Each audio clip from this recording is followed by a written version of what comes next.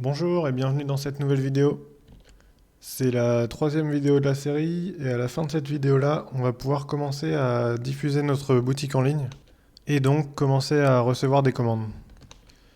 Pour rappel sur le fonctionnement de l'application, ça fonctionne avec un lien, donc le lien il est connu de personne tant qu'il n'est pas partagé. Et le meilleur moyen de le faire connaître, c'est à travers un compte Facebook où vous publiez régulièrement des offres promotionnelles ou des offres à durée limitée, par exemple. Ensuite, en mettant ça accessible directement sur la boutique, vous allez directement faire des ventes petit à petit et vous constituer une communauté de fans en fait qui vont suivre votre boutique et voir toutes les nouvelles publications que vous ferez par la suite. Donc à travers deux outils simples, on a de quoi démarrer son business en ligne. Donc on a d'un côté la partie, on va dire, marketing qui se trouve sur la page Facebook et de l'autre la partie prise de commande à travers cette boutique en ligne. Donc je vais profiter de cette vidéo pour prendre un exemple et utiliser des offres promotionnelles par exemple pour voir à quel point c'est facile en fait de mettre tout ça à jour, soit quotidiennement si on le peut, c'est le top, ou sinon on peut faire ça de façon hebdomadaire. Ce qu'il faut, c'est qu'il y ait une mise à jour régulière pour que les gens puissent toujours être informés en fait de ce qui se fait et voir les publications de votre enseigne directement sur leur fil Facebook. Avec ça, on met directement le lien vers la boutique sur la communication qu'on fait sur Facebook et les gens ont juste à cliquer pour faire des commandes. Et le but avec tout ça derrière, c'est on voit une offre promo, on sélectionne la première offre qui nous intéresse et après, vu qu'on est sur la boutique, eh ben, on a accès à tous les autres articles et en général, les gens vont constituer un panier plus conséquent. On va regarder comment mettre tout ça en pratique tout de suite.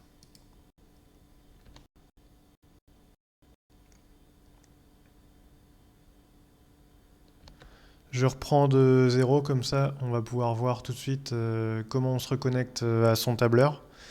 Donc j'arrive sur la page google.com. En haut à droite ici, j'ai connexion. J'utilise mon compte que j'ai utilisé pour faire la boutique dans la vidéo précédente. Suivant. Et voilà, je suis connecté. On va retrouver directement le tableur Google Sheets à travers les applications qu'on peut retrouver ici. Là, on peut réorganiser pour avoir ces Google Sheets qu'on va utiliser très souvent, donc on peut le mettre tout en haut. Comme ça, on le retrouvera facilement les prochaines fois. Je clique dessus. Je retrouve ma boutique ici. Et voilà, j'arrive directement sur la page des articles. Alors, pour revoir à quoi ressemble ma boutique actuellement, je peux aller dans Paramètres. Et ici, je peux retrouver ma boutique.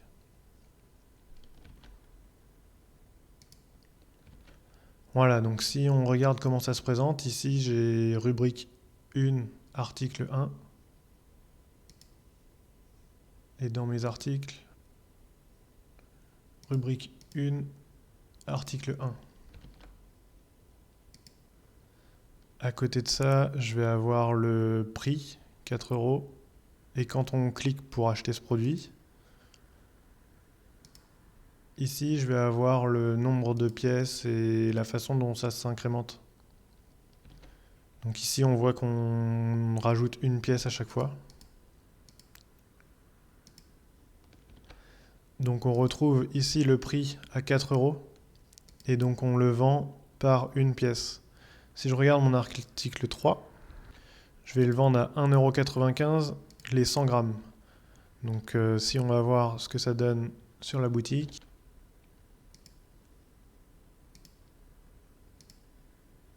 Voilà, quand j'incrémente, ça va me donner les informations de la quantité qui s'augmente en fonction de ce que j'ai saisi dans l'onglet article. On a ensuite le panier qui se cumule en dessous. Comme je disais en introduction, on va reprendre un fonctionnement avec un système d'offres hebdomadaires. Donc ici, je vais changer le nom de ma rubrique. Je vais mettre offre hebdomadaire.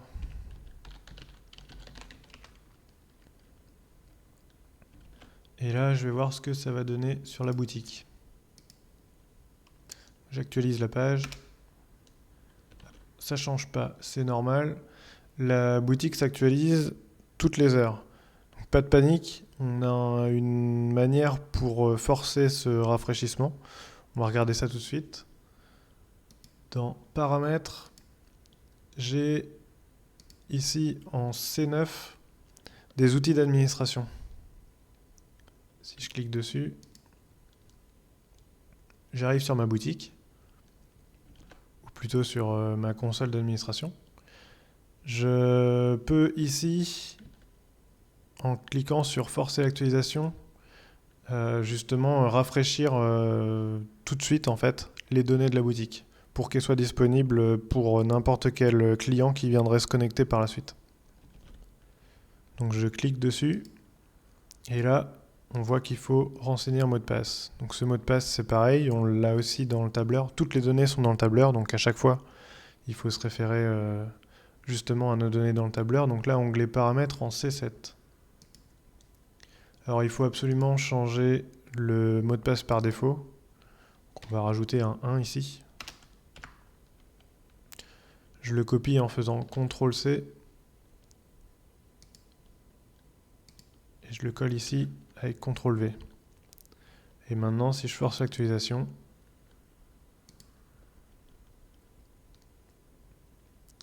voilà, j'ai mes offres hebdomadaires. Alors ce qui peut être intéressant, c'est de rajouter la fréquence à laquelle on va actualiser ces offres, justement pour que les clients soient au courant qu'ils pourront revenir tous les vendredis par exemple. Et ce qu'on va pouvoir faire, c'est le préciser directement dans le message de bienvenue par exemple. On va voir comment on change ce message-là. Donc bienvenue dans la boutique en ligne. Je retourne, alors je vais quitter ça. Les deux boutiques, on va garder juste l'outil d'administration pour pouvoir actualiser à chaque fois qu'on va faire des modifications et voir ce que ça donne au réel. Ici, si je descends un petit peu dans les paramètres affichés, alors pour que ce soit plus simple, ici on voit que les en-têtes disparaissent. On peut figer les en-têtes en allant dans affichage, figer la ligne 1. Comme ça, quand on déroule, on voit encore les en-têtes, c'est plus facile de se repérer. Ici, donc en C15, j'ai mon bienvenue dans la boutique en ligne. Donc, si je change ce paramètre, on va rajouter actualisation des données des offres hebdomadaires tous les jeudis à 18 h, allez. Hop. Plus on est précis et mieux c'est forcément. Et là, si je vais voir ce que ça donne, je reforce l'actualisation.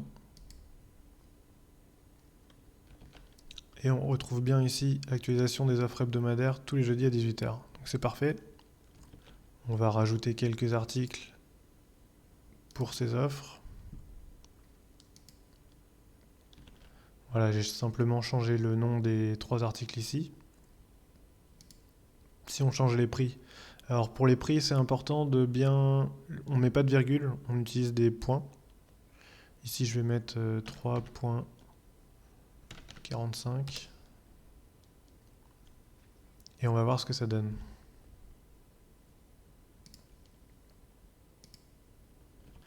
Voilà, donc j'ai mes 3 offres hebdomadaires avec celui-ci qui a changé de prix à 3,45, toujours à la pièce. Donc par exemple, si je veux faire en sorte, on va quitter les deux magasins là, les offres hebdomadaires comme ça, on va dire en général, on fait plutôt des roulements. On va avoir 3 offres qui vont tourner en permanence. Admettons, je veux enregistrer les 15 offres hebdomadaires que je vais avoir. Donc je fais un clic droit ici sur la ligne, par exemple la ligne 5, ma dernière offre, et je vais insérer une ligne en dessous. Un petit raccourci qui peut être très utile et faire gagner du temps sur Google Sheets, c'est si j'appuie sur F4, la dernière action que j'ai pu faire se répète. Donc ici, la dernière action, c'est insérer une ligne en dessous. Si je fais F4, ça va réinsérer des lignes en dessous de ma ligne 6.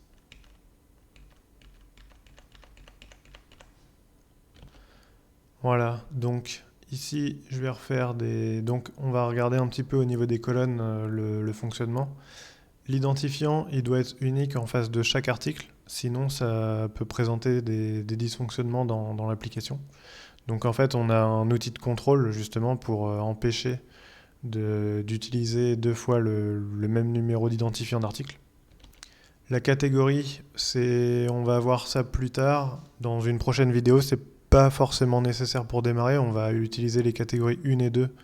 On va juste garder nos offres hebdomadaires en catégorie 1 et le reste on le mettra en catégorie 2. Et on verra ensuite à quoi ça sert. C'est surtout pour organiser vos commandes, pour faciliter la préparation derrière.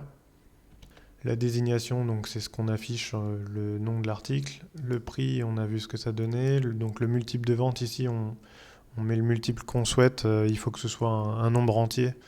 Et on met son unité en face. C'est ce qui va s'afficher pareil dans la boutique. La description, on n'a pas encore vu où on l'a trouvée. On peut voir ça tout de suite. On va retourner dans la boutique. Donc si je retourne, ici j'ai toutes les infos aussi de...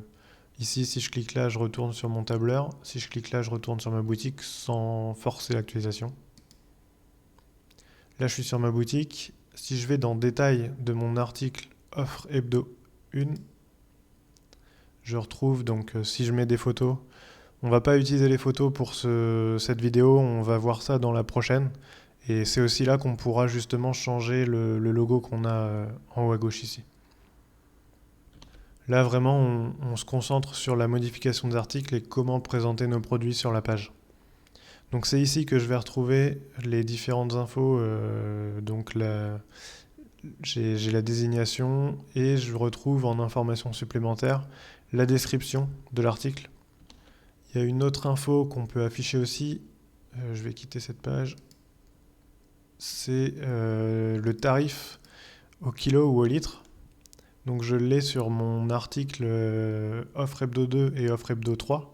C'est pour ça que je ne le voyais pas sur l'offre l'hebdo 1. Mais là du coup, si je regarde sur mon offre hebdo 2, je vais voir en plus l'information du tarif euro, kilo ou litre à 3.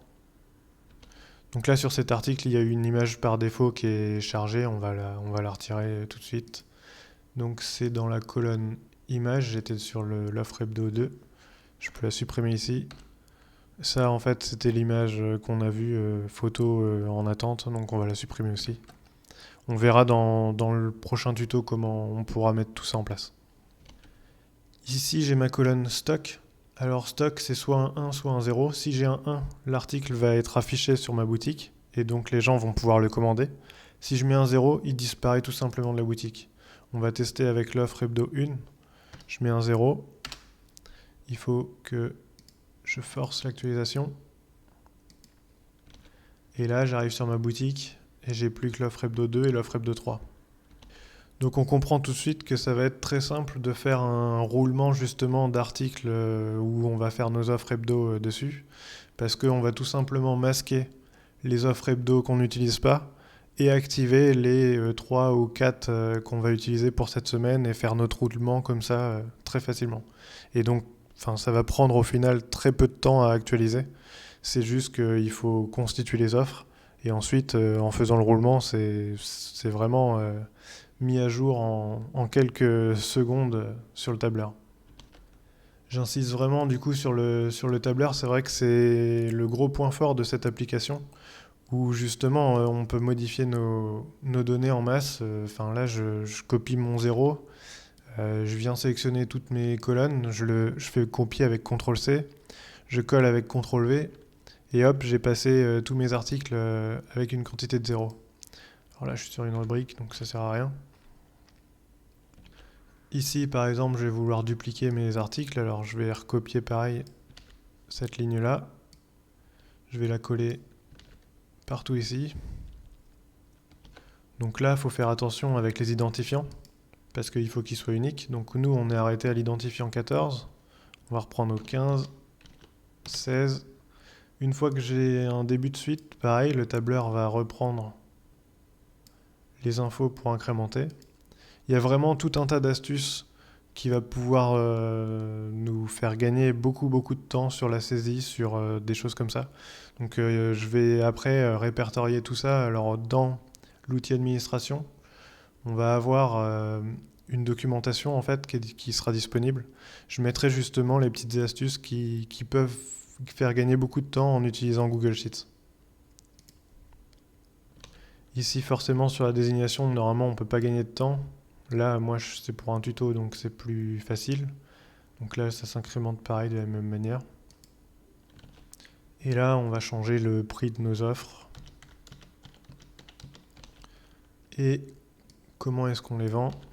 On va changer celle-là. Et du coup, c'est ici que je vais venir activer. Alors pour cette semaine, hop, j'ai ces deux offres et puis celle-ci qui sont actives. Maintenant, j'ai plus qu'à forcer l'actualisation. Et voilà, du coup, j'ai mes offres 9, 10 et 13 qui sont actives avec les prix spécifiques de chacune de ces offres. Et là, je peux les commander. Donc on va voir comment, au niveau de la personnalisation, donc ce qui est pas mal, c'est de rappeler, ici, on va pouvoir mettre le nom de notre enseigne. On va voir ça dans paramètres. Alors ici, titre, click and collect. Donc là, je vais pouvoir mettre le nom de mon enseigne. Et ça peut être bien aussi de remettre ça ici.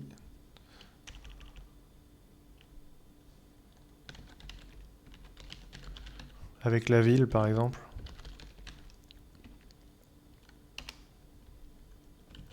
Et là, si je viens reforcer l'actualisation, voilà, j'ai mon enseigne ici. Et ici, je remets les informations de mon commerce. On pourra également changer les couleurs de tout ça. En fait, on peut choisir une couleur primaire qui va se dupliquer un peu de la même manière que le vert qu'on a ici. On veut avoir ça dans le prochain tuto également, où on changera les images. Donc on va pouvoir utiliser le logo et afficher des images aussi pour les articles. Donc ça, là on termine avec les quelques modifications nécessaires pour démarrer. Donc là, si je veux passer commande, on va voir que j'ai des options basiques d'activer qu'il faut aussi changer. C'est ce que je peux modifier ici. Donc là, fermer le lundi et le dimanche. Je peux modifier ça si je veux afficher d'autres informations. Dans les paramètres toujours. Et c'est ici. Info retrait en ligne 19. Donc je vais rajouter quelque chose rapidement. Hop. Et donc en dessous, là j'ai mes options pour les différents modes de retrait que j'autorise dans mon magasin. Donc ici j'ai avant midi et après midi. Si je regarde dans mon récapitulatif, je retrouve les options ici qui sont sélectionnables. C'est là où je vais pouvoir dire par exemple, je vais faire autoriser de la livraison avec des conditions ou mettre des tranches horaires de retrait. Donc comme là, avant midi, après midi. Je peux ajouter plus que deux options. Donc si je retourne dans ici, je vais mettre je vais rajouter une virgule. On ne met pas d'espace. Et là, je vais pouvoir rajouter une option livraison par exemple. Donc forcément, ça ne se met pas à jour puisqu'il faut forcer l'actualisation. On fait ça tout de suite. Et là, si je reviens sur ma commande et que je relance, maintenant j'ai les infos supplémentaires ici et j'ai mon mode de livraison qui est activé. Donc là, on va voir, si je sélectionne livraison, je vais mettre une date, demain, après-demain plutôt. Ici, je remets mes informations. Donc là, je suis en train d'acheter 100 grammes de l'offre Hebdo 13.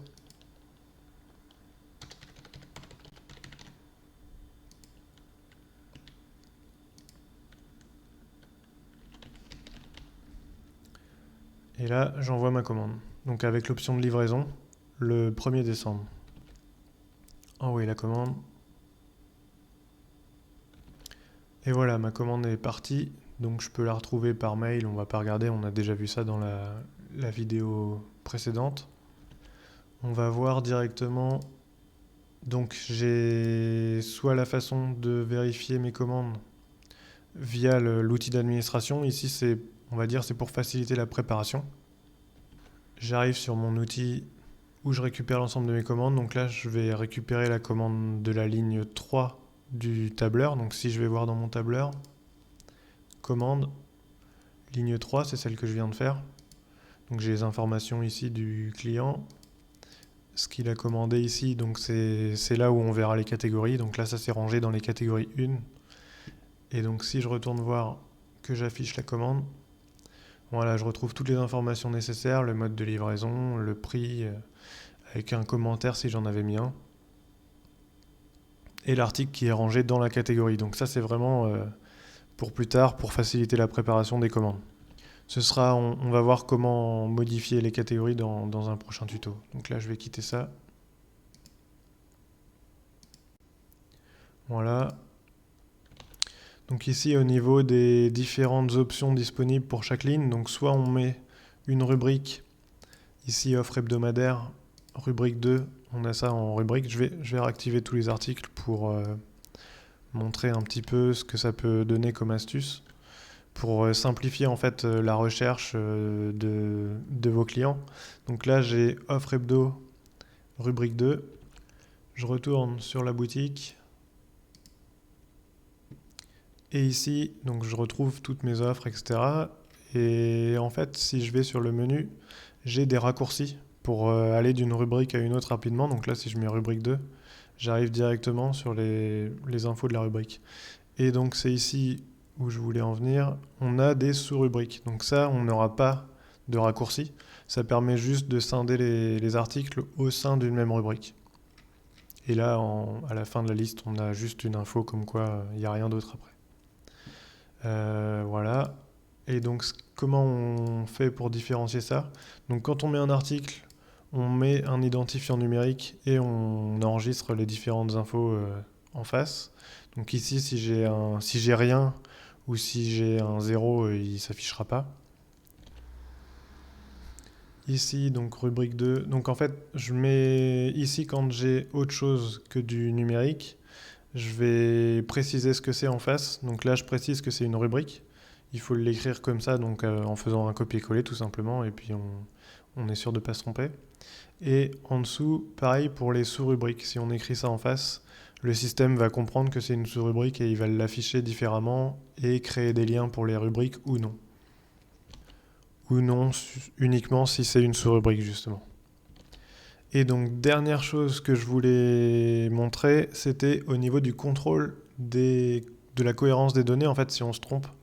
Par exemple, ici, je vais mettre 2 fois l'identifiant 3, et puis je vais utiliser... je vais le mettre sur un autre quand même. Hop, j'utilise des virgules pour les prix.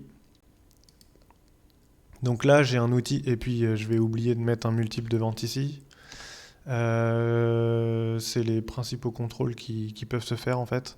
Après, il y a les catégories aussi, mais vu qu'on n'a pas encore vu, on verra ça la prochaine fois. Donc là, si j'ai fait quelques erreurs donc, dans mes articles, si je vais dans mon outil d'administration et que je lance un contrôle des données, je vais récupérer directement tout ce qui ne va pas. Donc là, il me dit ok, ça c'est bon. Là, il m'explique que je peux changer le logo en suivant un tuto. Que le lien du logo aussi, parce que actuellement quand on clique dessus, ça nous emmène quelque part, on pourra le changer. La couleur, l'image une fois qu'on a envoyé notre commande, on peut la changer aussi. Et donc là, j'ai des erreurs. Donc l'identifiant, il me dit c'est l'identifiant 3 qui est en erreur. Et ensuite, j'ai aussi des erreurs sur l'identifiant 3, l'identifiant 16. Au niveau des... Donc là, c'est la colonne prix. Et la colonne multiple sur l'identifiant 18. Et là, donc je vais pouvoir corriger tout ça et relancer un test pour voir si tout est OK. Donc on va voir tout de suite. Donc l'identifiant 3, on va remettre le 15. Ici, je vais retirer mes virgules. Donc je remets des points. Et ici, on va mettre un multiple de 3 par exemple, 3 pièces. Et donc là, si je retourne relancer un nouveau contrôle, ça prend quelques secondes à se charger parce que forcément, il faut tout contrôler. Donc ici, parfait, j'ai plus du tout de code d'erreur en rouge comme on a pu voir avant. Donc c'est parfait, tout va être fonctionnel parfaitement. Voilà, donc pour cette vidéo-là, je pense qu'on a déjà toutes les infos maintenant pour démarrer la boutique. J'insiste encore sur le fait de vraiment mettre une dynamique en fait autour de ça, parce qu'on aurait tendance à croire que une fois qu'on a fait notre boutique en ligne, les clients vont venir et que ça se fait tout seul, mais non, c'est pas vrai. Il faut vraiment essayer de créer des offres et de publier des nouvelles choses. Justement, c'est le plus facile pour un commerçant, c'est directement d'avoir un compte Facebook où on est justement en contact avec tout le monde. Et c'est là qu'on va pouvoir diffuser des offres et créer une communauté. Et ensuite, justement, avoir un système de prise de commande en ligne, comme on a là. Et là, du coup, sur le compte Facebook, on va pouvoir directement mettre des liens.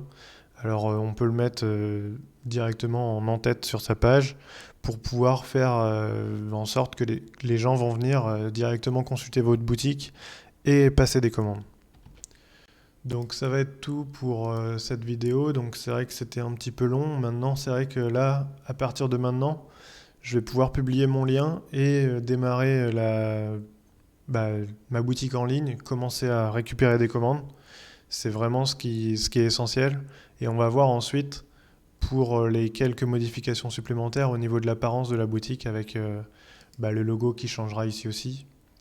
Des petites choses comme ça en fait pour vraiment personnaliser et qu'on ait l'impression quand on arrive sur votre boutique que c'est à vous en fait et du coup c'est là où on verra uniquement votre enseigne de présenter sur cette page. Donc merci beaucoup de m'avoir suivi jusqu'ici et je vous dis à bientôt pour une prochaine vidéo.